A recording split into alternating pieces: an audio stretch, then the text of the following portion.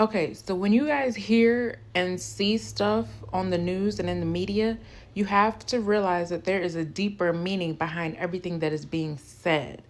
The deeper meaning is for those who know to know, and those who don't know, it'll go over their heads. For example, Trump has said repeatedly that on day one, he will seal the southern border. For most people, they're thinking the border between the United States and Mexico. But if you're thinking deeper, the southern border of the world is generally considered to be the border between the continent of South America and Antarctica. So, if South America is right here, then the border between it and Antarctica would be right there. There is a gateway there. That is the gateway that he is trying to seal. Admiral Byrd, you've been to both the North Pole and the South Pole. Is there any unexplored land left on this Earth that might appeal to adventurous young Americans? Yes, there is. Strangely enough, there's left in the world today an area as big as the United States that's never been seen by a human being. And that's beyond the pole on the other side of the South Pole from Middle America. But strangely enough, there's left in the world today an area as big as the United States that's never been seen by a human being. And that's beyond the pole on the other side of the South Pole from Middle America. Okay, so what's interesting is that Admiral Richard Byrd said that this land had never been seen by a human being. Now, if you watched my previous videos, then you know I talked about the Ancestral Republic before and how the Ancestral Republic is full of humans that escaped the ice wall during the last reset. So they already know about the resets that have been going on within the walls, and they actually escaped. But the fact that he said that this land had never been seen by human beings implies to me that these people that are here do not look at themselves as human beings.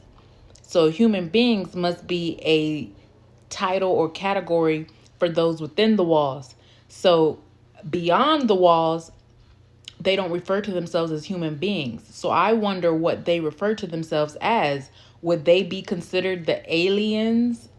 The etymology of the word alien means stranger, foreigner. But if you look towards the bottom, it says another, other, different, and beyond. Beyond meaning beyond the ice walls. Okay, let's continue, right? So Trump wants to launch what he calls the largest deportation program in American history, invoking the Alien Enemies Act of 1798. I think it's funny that they use the word alien, right? And we just was talking about what do the outsiders beyond the wall refer to themselves as.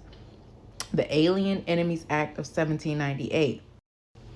Okay, so the Alien Enemies Act of 1798 gave the president additional powers to detain non-citizens during times of war.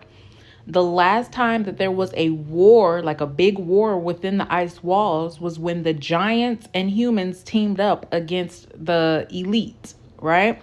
But they ended up losing that war. And the humans that did escape are the ones that went beyond the ice walls to the Ancestral Republic. So they know the history of everything, okay? They haven't been brainwashed. They escaped. But this act gives the president the power to detain those people during times of war. So there will be another war because this act has never expired, okay? It is still ongoing. If you watch my other videos, then you know that this war that I'm talking about took place during the Tartarian era. All you have to do is do a Google search for Tartaria, and you will see this was a time period where we had this amazing architecture, amazing technology, free energy. But as you can see, it says that this era lasted from the 13th to the 19th centuries. 19th century means it ended in the 1800s. So because the elite won that war, they created this act in 1798, right before 1800, when the Tartarian Empire was destroyed. Now, when it comes to this mass deportation that Trump is trying to do, who is he using to do this? He's using ICE, which stands for Immigration and Customs Enforcement. Notice how it makes the acronym ICE. That is not a coincidence. ICE stands for the ice wall, okay? They are the ICE agents of that wall. They will be the ones to deport people beyond the ice wall. Okay, so we're looking at the logo for the ICE agents. On the right side, you will see water, which represents the underwater portals that lead in and out of the ice walls.